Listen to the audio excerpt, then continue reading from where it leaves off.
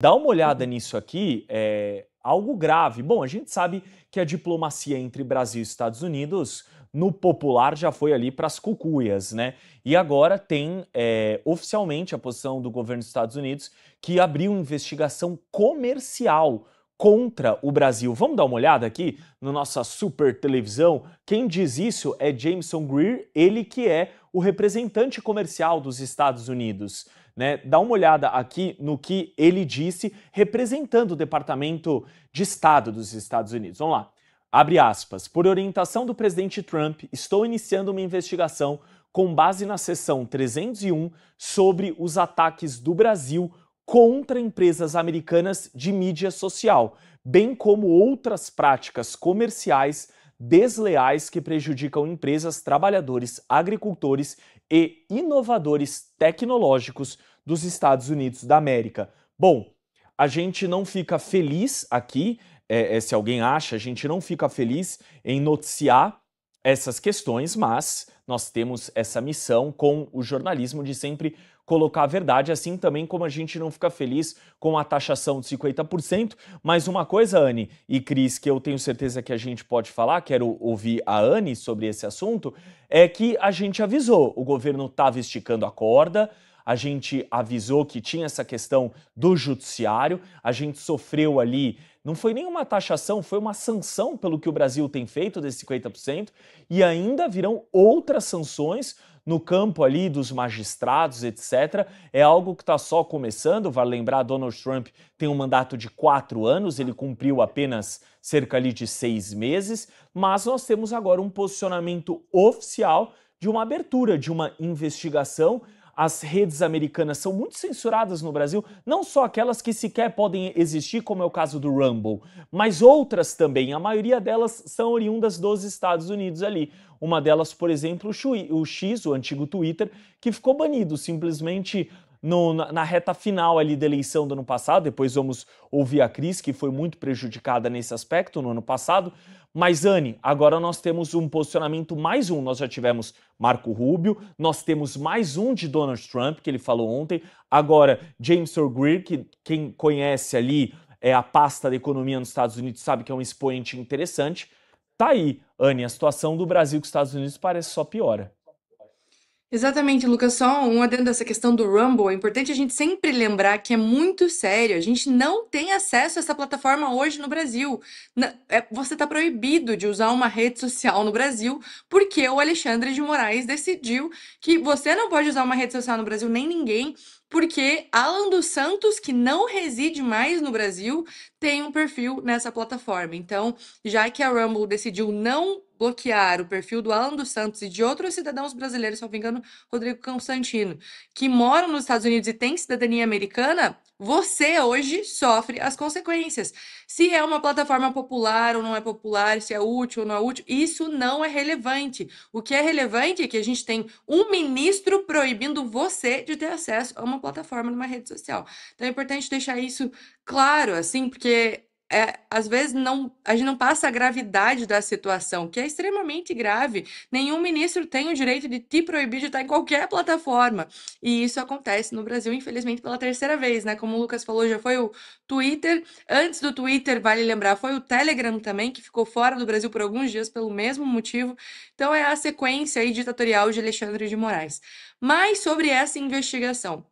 Claro, é algo complicado, como o Lucas destacou, não é algo legal, gostoso de noticiar, mas está acontecendo e é normal, né? Natural, quando a gente está falando de um país que tem uma parceria comercial com outro, a gente está falando de bilhões de dólares ali que podem ser impactados nos acordos comerciais. E o que os Estados Unidos decidiu agora é investigar várias questões no Brasil para decidir o impacto comercial disso e para decidir a questão das tarifas, se aumenta ou se diminui. E aqui eu vou ler até algumas das coisas que estão nessa investigação. Então, será investigado a censura das redes sociais, isso tudo que a gente discute, porque eles querem ter alianças com países que respeitem os mesmos valores que os Estados Unidos, então isso faz parte da investigação. Tarifas injustas, ou seja, o Brasil está usando tarifas diferentes para mesmos produtos exportados do Brasil para outros países. Essa é uma das questões que os Estados Unidos quer investigar. Falta de combate à corrupção, mais uma das coisas, né, Lucas, que a gente fala aqui todos os dias, a problemática que o Brasil tem em relação ao combate à corrupção, a conivência, né, do governo federal com inúmeros casos que acontecem no Brasil. Então, esse é um dos fatores que os Estados Unidos vai investigar, porque é nítido, quando a gente tem uma administração pública que é conivente com corrupção, que não aplica maneiras de transparência, de combate, como acontece no Brasil, né? A gente vê aí no chat vocês cobrando todos os dias a questão do INSS, a gente fala aqui também, e é impressionante de ver como o governo federal agiu de uma maneira lenta e até foi sim conivente é a palavra certa, porque manteve Carlos Lupe na presidência dessa pasta quando estava mais do que comprovado, ele alegou que sabia das coisas que estavam acontecendo lá, manteve Carlos Lupe, colocou Volney Queiroz para substituí-lo, uma pessoa também que tentou enfraquecer medidas de fiscalização em relação ao INSS. Enfim, inúmeras são as questões que o nosso governo federal é conivente com práticas de corrupção e agora será investigado pelo parceiro comercial, que é os Estados Unidos. Além disso, tarifas contra o etanol, desmatamento ilegal, olha só, vai ser investigado também pelos Estados Unidos, e barreiras a pagamentos digitais. Ou seja, agora a gente tem que aguardar aí esses próximos passos dessa investigação. Mais uma coisa a gente tem falado sobre isso há muito tempo, sobre todas essas questões. Tem consequência ter um governo corrupto e irresponsável, e agora a gente está colhendo essas consequências. Então, vamos torcer aí para que essa investigação ocorra de uma maneira justa, séria, mas é claro que a gente consiga restabelecer uma parceria comercial tão importante com os Estados Unidos, porque isso vai impactar milhares e milhares de brasileiros de uma maneira assim desastrosa. Cris, situação se complica ainda mais na diplomacia brasileira, que parece não existir no governo Lula, né? Sobretudo no comando. A gente sabe que o Mauro Vieira é um fantoche ali, quem comanda tudo é Celso Amorim, né? Que é um aliado de ditaduras, etc. Não é de hoje, lá desde Lula 1, Lula 2, né? Quem conhece o Celso Amorim sabe que isso não tem novidade nenhuma. A questão que fica é como serão as eleições do ano que vem, depois dessa última cartada do STF, julgando inconstitucional, artigo 19 do Marco Civil, etc. Né? Ano passado nós já nem tínhamos isso e já foi da maneira que foi. Imagina como vai ser 2026 com cargos tão importantes, porque o STF não é ingênuo, né, Cris? Ele sabe que renovando 2/3 do Senado, ele é o principal ali que pode ser prejudicado. Quero ouvi-lo sobre o tema. Então, vamos entrar especificamente na questão comercial, né? É óbvio que os Estados Unidos, a maior nação capitalista do mundo, talvez considerado ali berço do capitalismo pela maior parte do mundo civilizado hoje, está interessado em melhorar as condições comerciais entre os Estados Unidos e outros países. O que esse escritório desse representante comercial dos Estados Unidos faz? Ele vai averiguar se as práticas e políticas de um país, no caso o Brasil, que está sob análise, né, são irrazoáveis ou discriminatórias e se elas oneram ou restringem o comércio dos Estados Unidos. Aí eles descrevem, obviamente, a questão da tentativa de intervenção no funcionamento de empresas americanas, não só em território brasileiro, caso do Rumble, que foi proibido de atuar aqui, como também em território americano, quando Alexandre de Moraes, um ministro que não foi eleito por ninguém, foi indicado por um presidente da República e, obviamente, sabatinado e aprovado no Senado, mas é um ministro com mandato no STF, resolve agir como se fosse o rei do mundo e proibir empresas americanas de darem livre expressão a cidadãos americanos ou asilados nos Estados Unidos. A Anne citou aí o caso do Rodrigo Constantino, que tem cidadania americana, e o caso do Alan dos Santos, que tem asilo político nos Estados Unidos. Mas teve também vários outros cidadãos. Tem o caso da Flávia Magalhães, que é casada com um americano e, portanto, tem cidadania americana, que foi impedida de usar redes sociais nos Estados Unidos e ameaçada de prisão. Teve o passaporte brasileiro caçado sem ser informada, e quando chegou no Brasil para visitar parentes aqui, usando o passaporte americano,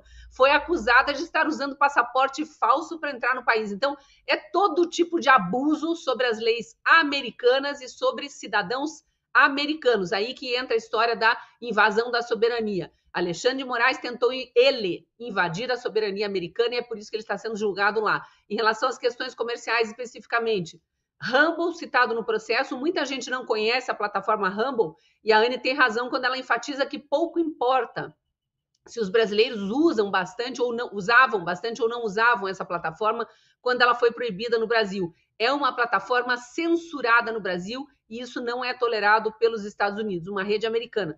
O importante saber para quem não conhece, não teve a oportunidade de conhecer o Rumble, é o concorrente do YouTube. E o Rumble começou a ser muito usado aqui no Brasil durante a pandemia, especialmente por médicos, vejam só, porque os médicos estavam proibidos de dar aulas. Vamos lembrar que o Brasil estava num lockdown, um dos piores lockdowns do mundo, que foi insano o que governadores e prefeitos autorizados pelo STF fizeram conosco, brasileiros, de nos impedir de sair de casa, de nos impedir de trabalhar fora, de nos impedir de sair de casa para estudar, inclusive quem era estudante na época, e por isso os professores precisaram rapidamente se adaptar aos meios digitais e dar aulas online, pois os professores de medicina que precisavam urgentemente formar aqueles estudantes de medicina que estavam no último período da faculdade não podiam dar aula porque o YouTube derrubava as aulas médicas quando determinadas palavras eram mencionadas. Então não se podia falar de remédios, não se podia falar de tratamentos, não se podia falar de vacinas, como as vacinas são produzidas, porque aquela vacina de Covid produzida a toque de caixa não geraria resultados e depois, de fato, a análise do que estava acontecendo com quem tinha se vacinado, nada disso era proibido. Por que eu sei? Como jornalista, estava em muitos grupos médicos por conta de necessidade de contato com as fontes e acabava eu mesma assistindo muitas daquelas aulas que eram abertas e, de repente, a aula saía do ar. O que eles fizeram? Migraram para o Rumble.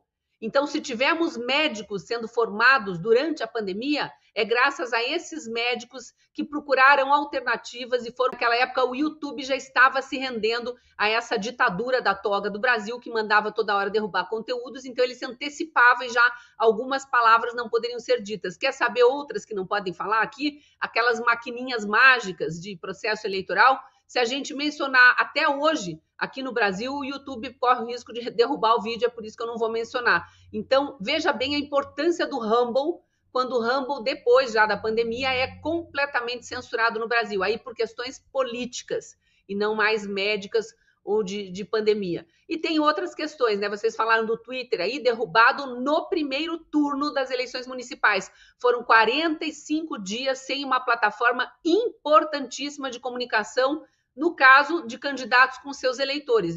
O Lucas lembrou aí, fui uma das prejudicadas, porque eu concorria à Prefeitura de Curitiba, sendo jornalista, tinha o Twitter como a minha principal rede social. O Twitter é a rede mais usada por jornalistas e por políticos, então todas as minhas fontes estavam lá, todos os meus contatos estavam lá, eu seguia essas fontes, esses contatos, e obviamente que os meus seguidores, que no caso de Curitiba também viraram meus eleitores, não tiveram contato comigo através dessa rede, porque foi censurada no Brasil, uma rede americana.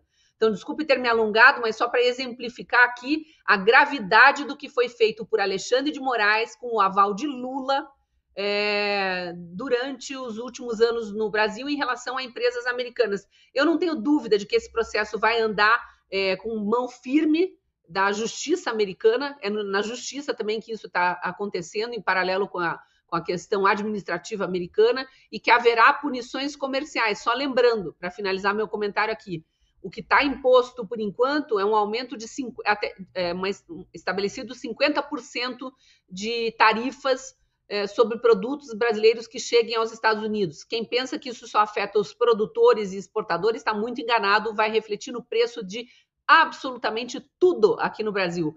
Podem preparar para enfrentar a inflação alta se o desgoverno Lula não conseguir um mínimo de diplomacia para negociar tarifa mais baixa. Eles já anunciam a tarifa de 50% a partir de 1º de agosto, está aí batendo na porta.